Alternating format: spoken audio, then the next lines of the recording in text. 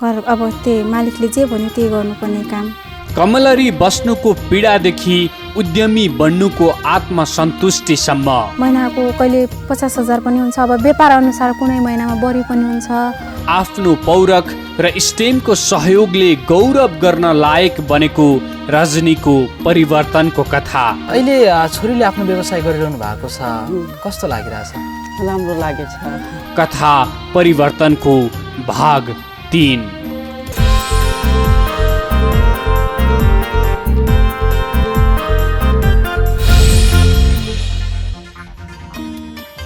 सुदूरपश्चिमकी चेली रजनी चौधरीले बाध्यतावश बिचैमा पढाइ छोड्नु पर्यो। अरूको घरमा कमलरी बसेर जेन तेन केही कक्षा पढेकी उनले धेरै पढ्ने र ठुलो मान्छे बन्ने सपना पुरा गर्न सकेकी थिइनन्। साह्रै दुःखजिलो गरेर आफ्नो जीवन चलाइरहेकी रजनीसँग न कुनै सिप थियो न पढाइ। तर उनको परिवर्तनको कथा त्यहाँबाट सुरु भयो जब उनले विद्यालय छाडेका बालिकाहरूको व्यवसाय क्षमता अभिवृद्धि गर्न आवश्यक पर्ने सिपहरू सिकाउने स्टेम परियोजनाको साथ पाइन्। तर सिप सिकेर मात्र उनको प्रगति सम्भव थिएन, किनकि उनीसँग कुनै व्यवसाय सुरु गर्न पैसा थिएन। तर स्टेम परियोजनाको आर्थिक विकास कार्यक्रम अन्तर्गत जब उनले सहकारीबाट सस्तो ब्याजमा ऋण पाइन् तब त उनको प्रगति अब कसले रोक्न सक्थ्यो र?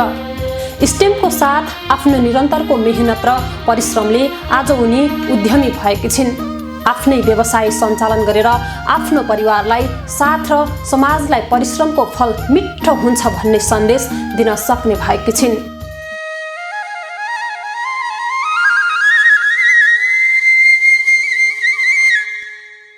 नमस्ते, मेरो नाम रजनी चौधरी हो। घर बर्दागोरिया गाउँपालिका वार्ड नम्बर 2। म अहिले जिटिएफबाट लोन लिएर व्यवसाय गरिरहेको छु, टेलरिङ। सुदूरका धेरै गाउँहरूमा बस्तीहरूमा अझै पनि चेलीहरूलाई पढ्ने वातावरण छैन। धेरैका लागि बाधक बनेको छ पैसा। यस्तै चपेटामा परेकी चेली हुन् रजनी चौधरी। घरको साह्रै कमजोर आर्थिक स्थितिका कारण अरूको घरमा लामो समय कमलरी बसिन् रजनी। उनले पढाइलाई निरन्तरता दिन सकिनन्। नतिजा उनले बुनेका कैयौं सपनाहरूमा काला बादलहरू मडारिए। कमलरी भनेको त्यो अरूको घरमा चाहिँ काम गर्थे पहिला। अरूको घरमा गएर त्यहीँ बस्ने खाने त्यहीँ, अनि त्यस्तो गरेर अनि अरूकै घरबाट नै आफ्नो घर केही दिन मात्रै आउने, त्यही घर अरूकै घरमा खाने बस्ने सबै काम अब त्यही मालिकले जे भन्यो त्यही गर्नुपर्ने काम हुन्थ्यो त। जीवनमा एउटा त्यस्तो घुम्ती खोजिरहेकी थिइन् रजनी जसले उनलाई भविष्यको सही दिशातर्फ लगोस्। राम्रोसँग आर्थिक स्थिति पनि कमजोर नभएको भए चाहिँ अहिले सायद म व्यवसाय गर्ने थिएन। म पढाइ नै अगाडि बढाइरहन्थेँ। मलाई पनि एकदमै म पनि एउटा सरकारी जागिर नै खाम्ला। मेरो दिदी पनि टिचर नै हुनुहुन्छ, अहिले बाल विकास पढाइराख्नु भएको छ। दिदी जस्तै नै बन्ने मेरो पनि इच्छा थियो, तर कारणवश पढाइ नै छुट्यो। तर साह्रै दुःखजिलो गरेर चलिरहेको उनको जीवनमा स्टेम परियोजनाको प्रवेश भयो।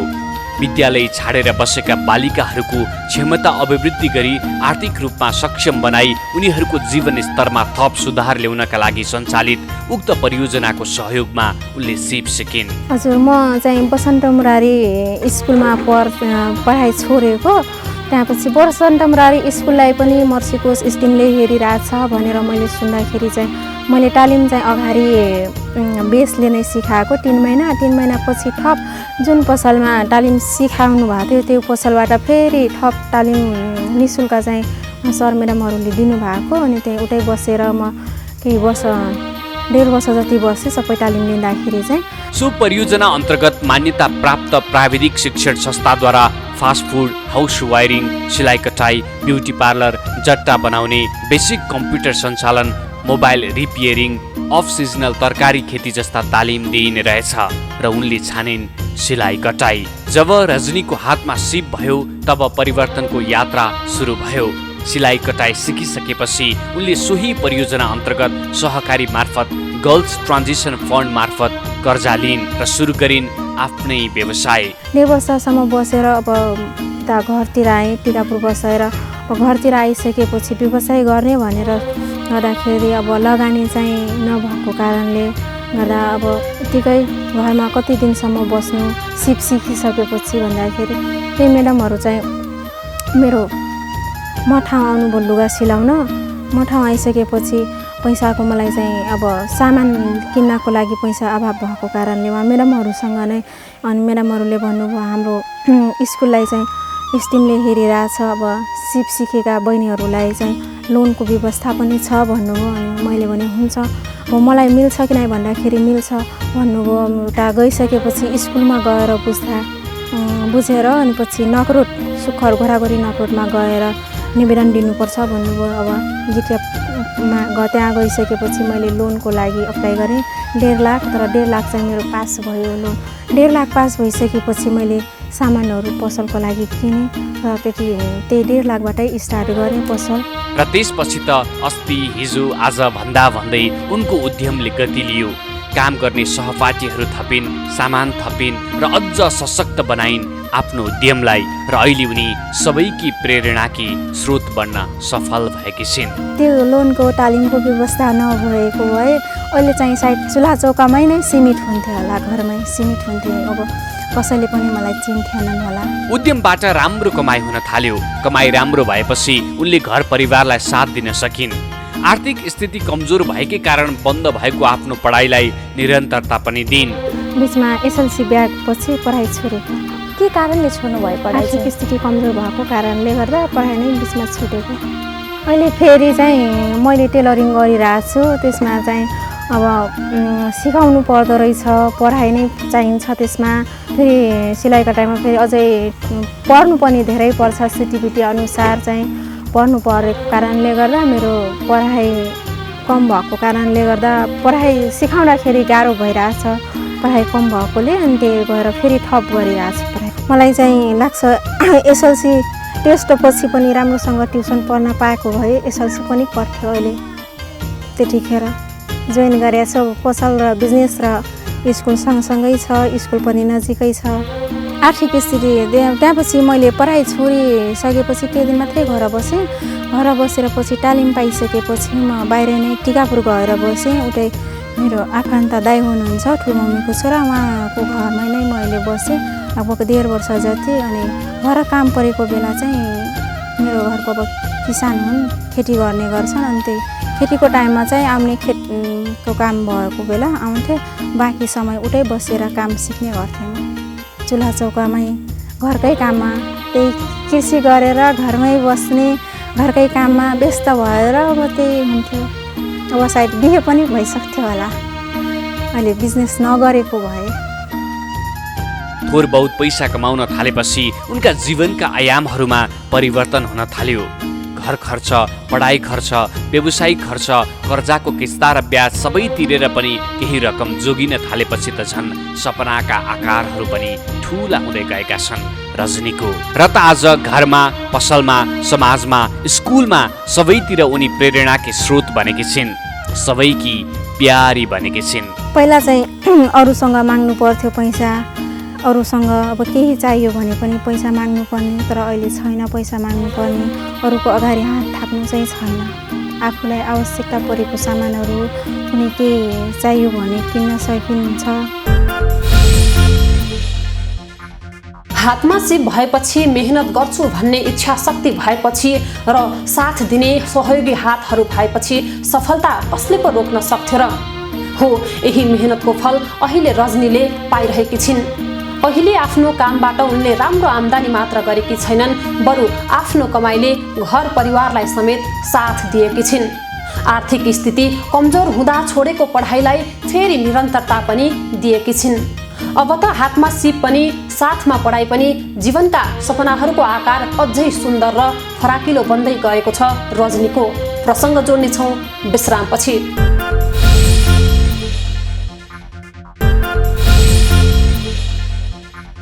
दुःखजिलो गरी चलेको रजनीको जीवनमा स्टेम परियोजना वरदान साबित भयो।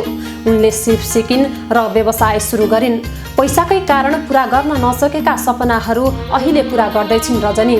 स्कुल पनि जान्छन्, आफ्नो काम पनि गर्छिन्, मेहनतले पढ्छिन् र घरको व्यवहार पनि धान्छिन्।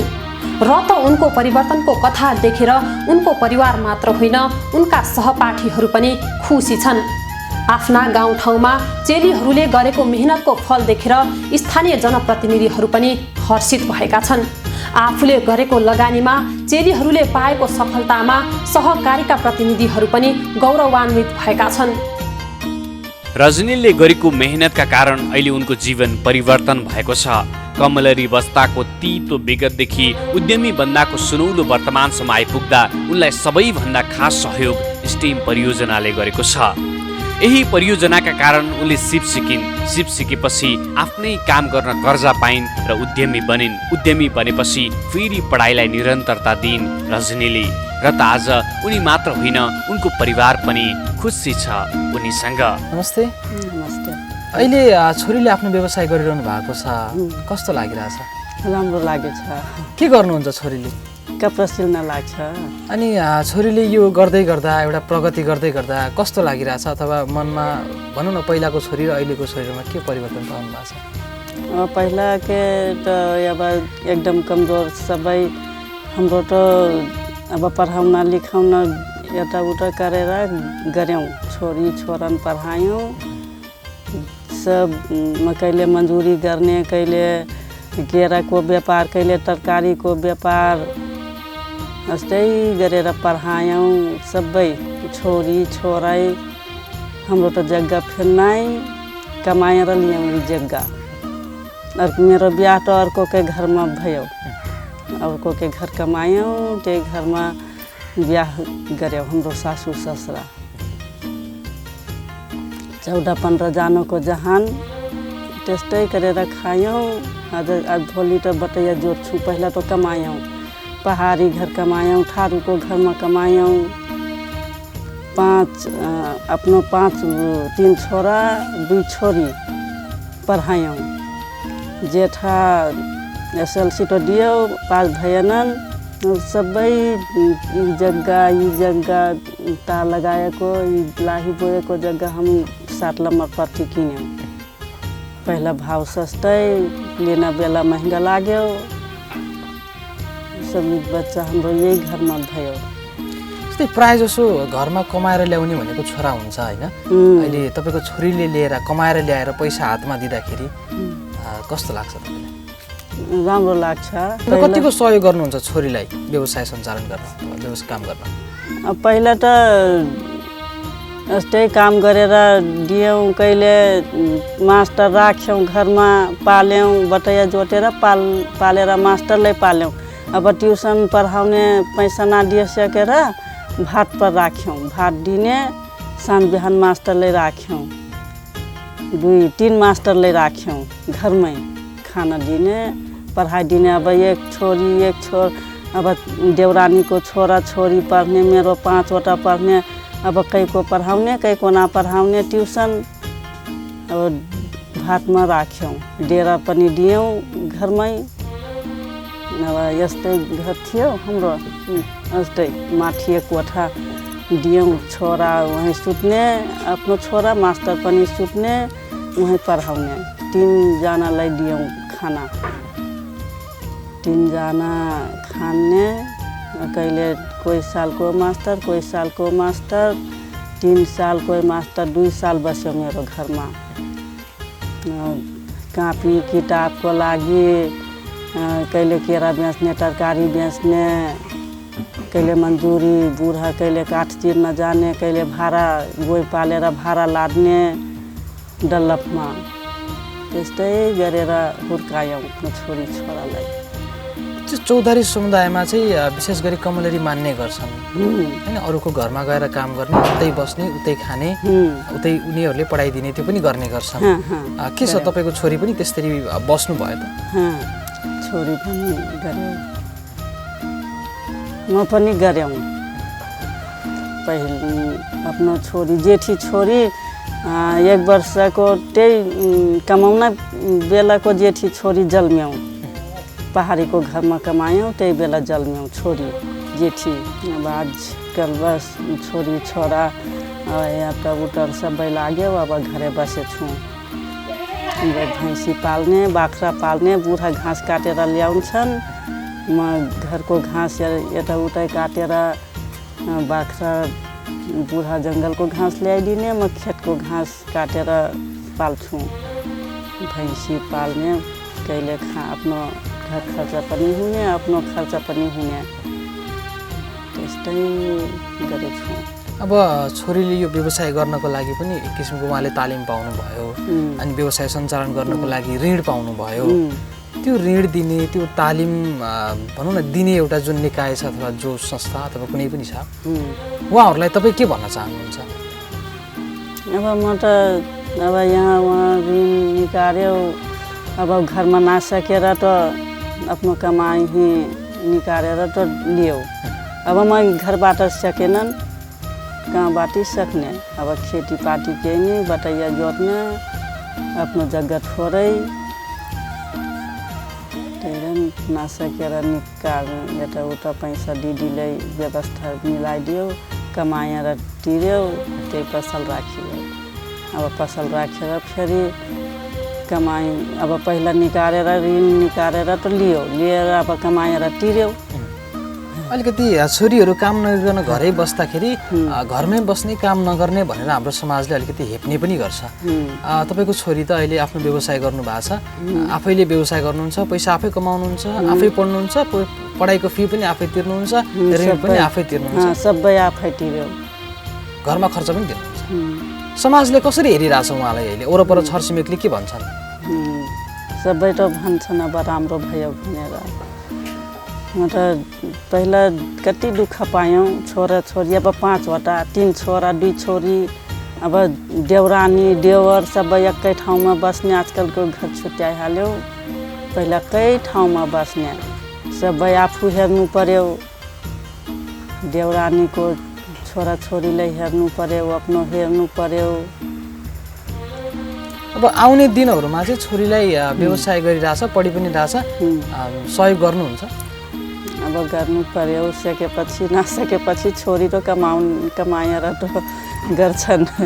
रजनीले केही युवतीहरूलाई रोजगारी समेत दिएकी छिन्। दुःख गरेर जीवनको नयाँ स्वरूप बनाएकी रजनीसँग काम गर्न पाउँदा उनीहरू पनि खुसी छन्।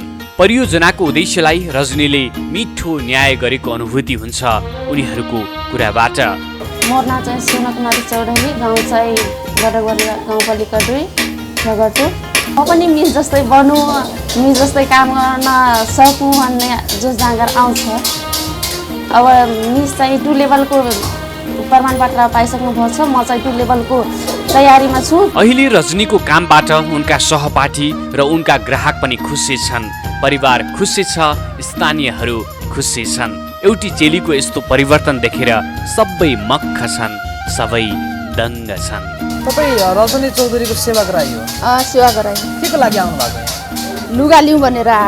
कस्तो सिलाउनुहुन्छ? राम्रो सिलाउँछन्। तपाईँ कति समयदेखि चाहिँ उहाँसँग कपडा सिलाउन आउने गर्नुभएको? उहाँले सिप सिकेबाट अनि त्यो बहिनीसम्म हामी सिलाउ आउँछौँ, उनीहरूले राम्रो सिलाउँछन्, हामीलाई सेवा पनि दिइरहेछ, पाएका भनेको त पाइरहेछौँ, अनि हाम्रो भनेको जस्तो सिलाए पनि छ।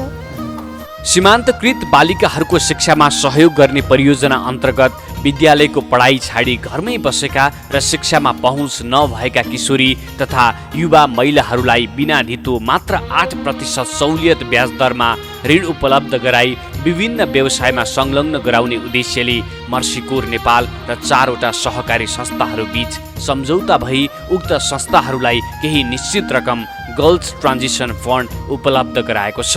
यो गर्ल्स ट्रान्जिसन फन्ड खास गरेर यो हाम्रो स्टेम परियोजना अन्तर्गतको स्टेम 2 सञ्चालन हुँदाखेरि खास मैले काम गर्ने मौका पाएँ हैन।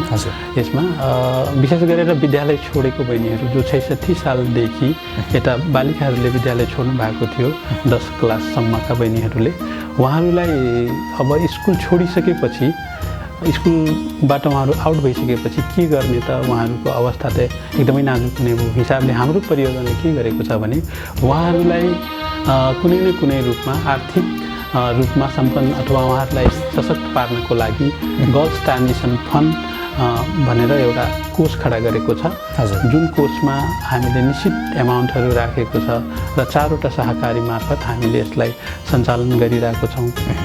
एकदम विदाउट कोलेटरल, बिना ढिटोको 8% ब्याज दरमा यो ती बहिनीहरूलाई लगानी गर्ने भनेर सञ्चालन गरिएको कोष हो। विशेष गरेर यसमा ती बहिनीहरूलाई मात्रै हामी लगानी गर्छौँ जो हाम्रो स्टिम स्कुलहरू 30वटा विद्यालयहरू अन्तर्गतका बहिनीहरू हुनुहुन्थ्यो। 66 सालदेखि 2074 हालसम्म नै ती बहिनीहरूले बिचमा पढाइ छोड्नु भएको थियो। ती छोडेको बहिनीहरूले केही गर्न चाहनुहुन्छ भने ती बहिनीहरूलाई एउटा व्यावसायिक योजनासहित हाम्रो सहकारीमा एप्लिकेसन फर्म भरेर विदाउट कोलेटरल 1,50,000 2,50,000 पनि लोन लगानी गरेर व्यवसाय सुरुवात तथा विस्तार गर्नको लागि हामीले यो जिटिएफ फन्ड स्थापना गरिएको कोष भन्नुपर्छ। यस कोष मार्फत कैलाली जिल्लाका सीमान्तकृत समुदायका किशोरी तथा युवा महिलाहरूलाई विभिन्न सेवा तथा उत्पादनमूलक व्यवसाय मार्फत आत्मनिर्भर गराई स्वावलम्बी बनाउन थियो र यसैको लाभ लिइन् रजनी चौधरीले पनि। वित्तीय संस्था अथवा अरूले कसैले पनि विदाउट कोल्याट्रल विशेष गरेर फिमेलहरूलाई कर्जा दिइराखेको अवस्था छैन र अनि अर्को कुरा फिमेलहरूको नाममा कोल्याट्रल हुने स्थिति चाहिँ एकदमै कम छ र त्यो कारणले गर्दाखेरि यो एकदमै राम्रो हेल्प छ उनीहरूलाई चाहिँ। जो बहिनीहरू हुनुहुन्छ काम गर्न इच्छुक हुनुहुन्छ र उहाँसँग चाहिँ फन्ड छैन, पैसा छैन भने उहाँहरूका लागि चाहिँ एकदमै राम्रो छ। र अर्को कुरा मार्जिनलाइज्ड भनेको छ क्या यो प्रोग्रामले, सबैलाई दिएको छैन र यो गाउँका यतिजना बहिनीलाई दिने अथवा यो फलानु ओडाको यतिलाई दिने भनेर जसरी गभर्मेन्टको बजेट आउँछ नि त्यसरी आइदिएको भएपछि यसको पनि सायद सदुपयोग हुन्थ्यो दुरुपयोग हुन्थ्यो त्यो चाहिँ म भन्न सक्दैन होइन। अनि तर यसमा चाहिँ त्यस्तो छैन, त्यो कारणले गर्दाखेरि एकदमै राम्रो छ, सबैले पाउनु भएको छ बहिनीहरूले। जस्तै यो बनाउन कार्यक्रमका लागि पात्र चयन चाहिँ तपाईहरूले गर्नुहुन्छ कि उहाँहरूले गर्दै? अहिलेसम्म चाहिँ 3 पक्ष थियो।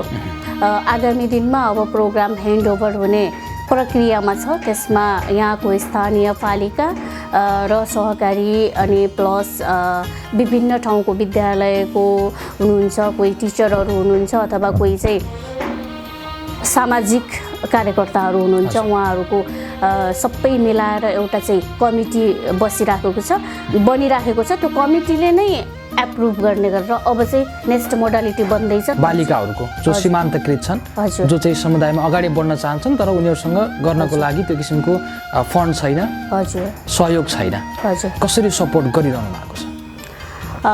जस्तो यो चाहिँ अब यसको प्रोग्रामको मुख्य उद्देश्य नै के छ भने हामीसँग भएको सहकारीसँग भएको चाहिँ आउट अफ स्कुलको मात्रै हो, तपाईँले भने जस्तै है। त्यो चाहिँ विद्यार्थीहरू हुन पर्यो, निश्चित समयमा विद्यालय छोडेका बहिनीहरू हुन पर्यो र त्यो बहिनीहरूलाई गर्दाखेरि चाहिँ हामीले के गर्छौँ भने योले गर्न सक्छ अथवा उनीहरूलाई पहिला एउटा चरणमा चाहिँ उनीहरूलाई ट्रेनिङ दिएको थियो कि सुरुमा आउट अफ स्कुल गर्ल्सहरू चाहिँ यो छ हाम्रो मर्सीकोटले 2 किसिमले स्कुलहरूलाई विभाजन गरेको थियो। एउटा चाहिँ कन्ट्रोल स्कुल भनेको थियो अनि अर्को चाहिँ ट्रिटमेन्ट स्कुल भनेको थियो।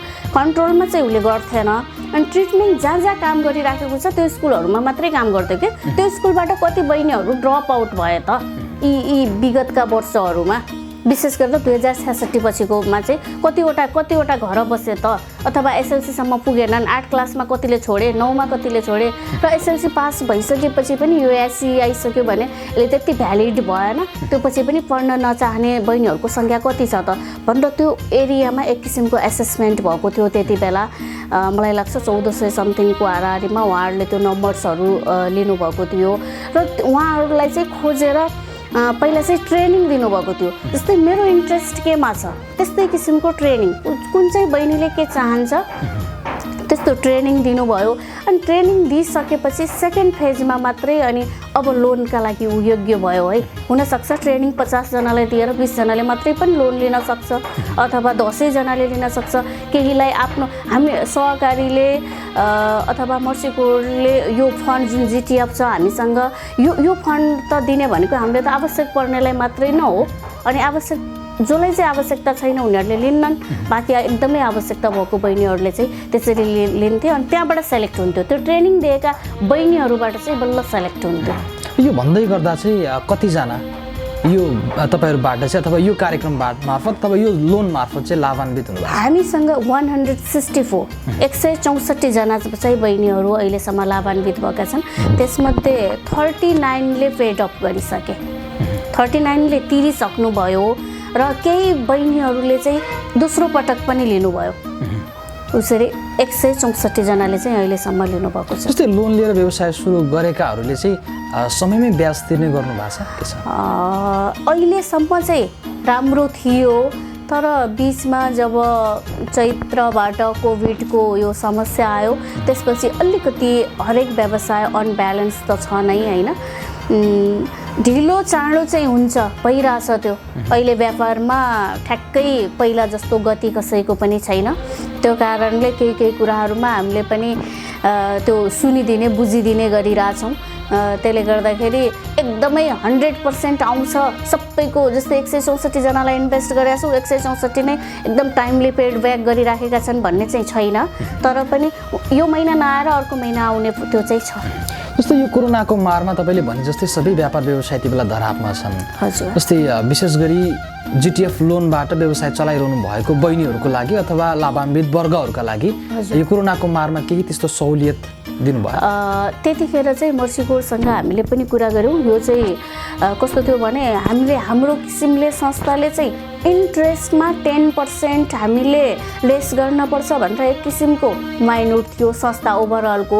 हाम्रो त यो एउटा प्रोजेक्ट न हो, एउटा पार्ट हो होइन, तर ओभरअलमा चाहिँ त्यो थियो। अनि त्यसपछि हामीले मर्सीकोटसँग कुरा गऱ्यौँ, हामीले चाहिँ यस्तो यस्तो भइरहेछ, यहाँ चाहिँ हामी तिर्न आउने बहिनीलाई यो गरिरहेछौँ ब्याजमा चाहिँ भन्दाखेरि उहाँहरूले पनि एप्रुभल लिनुभयो माथिबाट। त्यसमा लिँदाखेरि चाहिँ उहाँहरूले झन् 8%मा हामीले लगानी गर्थ्यौँ, उहाँहरूले चाहिँ 5% मात्र लिने है यो अवधिमा, 3% चाहिँ नलिने भनिसक्नुभयो भने लगभग हाम्रो 10% भन्दा धेरै नै बढी छुट पाउनु भएको थियो बहिनीहरूले। कैलाली जिल्लाका 4वटा सहकारीको माध्यमबाट विद्यालय छोडेका बालिकाहरूको व्यावसायिक ऋण मागको आधारमा सहकारीको व्यवस्थापन समिति बैठक बसी योजनाको अनुगमन तथा मूल्याङ्कन गरी यसका लागि सबै मापदण्ड पूरा भएको खण्डमा मात्र ऋण स्वीकृत गर्ने गरिन्छ। यसरी कर्जा लिई व्यवसाय सञ्चालन गरेकी रजनीले हालसम्म सोही कर्जाको माध्यमबाट धेरै प्रगति गरेकी छिन्। कर्जाको सदुपयोग मात्र होइन, उनले व्यवसायको आम्दानी दैनिक सहकारीमा बचत समेत गरिरहेकी छिन्। उक्त बचत रकमबाट उनले आफ्नो शिक्षामा समेत लगानी गरेकी छिन्। महिनाको कहिले 50,000 पनि हुन्छ, अब व्यापार अनुसार कुनै महिनामा बढी पनि हुन्छ, कहिले 60 पनि पुग्छ, कहिले 70-75 पनि पुग्छ। कुनै महिनामा अब चाडपर्व छ भनेपछि बढी नै आउँछ। मलाई भविष्यको योजना चाहिँ एउटा सफल उद्यमी बन्ने इच्छा छ। सायद बन्छु होला पनि, सबैको साथ र माया पायो भने बनिहाल्छु। एउटा टेलरिङ प्रशिक्षक बन्ने इच्छा छ। रजनीले स्टेमको साथ पाइन्, सहकारीले ऋण दियो र आज उनी उद्यम गरिरहेकी छिन्। केही पैसाको अभावमा अरूको घरमा कमलरी बसेकी रजनीले अहिले थुप्रै चेलीहरूलाई आफ्नो उद्यममा सहकर्मी बनाएकी छिन्। हो, रजनीले कपडा मात्र सिलाएकी छैनन्, आफ्ना र थुप्रै चेलीहरूको फाटेका सपनाहरूलाई पनि उद्यमले सिलाएकी छिन्। सहयोगी हातहरू पाए, अगाडि बढ भनेर हौसला दिने साथहरू पाए, छोरीहरूले धेरै काम गर्न सक्छन् भन्ने विश्वास दिलाएकी छिन् परिवारलाई, सहपाठीहरूलाई अनि यो सिङ्गो समाजलाई। मिसन सुदूरपश्चिममा परिवर्तनका कथाहरू अझै बाँकी छन्। बाबा television Dhangadhi, radio Dhangadhi 90.5 megahertz र अर्थसरोकार.com-बाट एकसाथ प्रसारण भइरहेको कार्यक्रम मिसन सुदूरपश्चिम आजलाई सकिन्छ। हाम्रो सोमबारको अङ्क हेर्न नभुल्नुहोला। नमस्ते, जय सुदूरपश्चिम।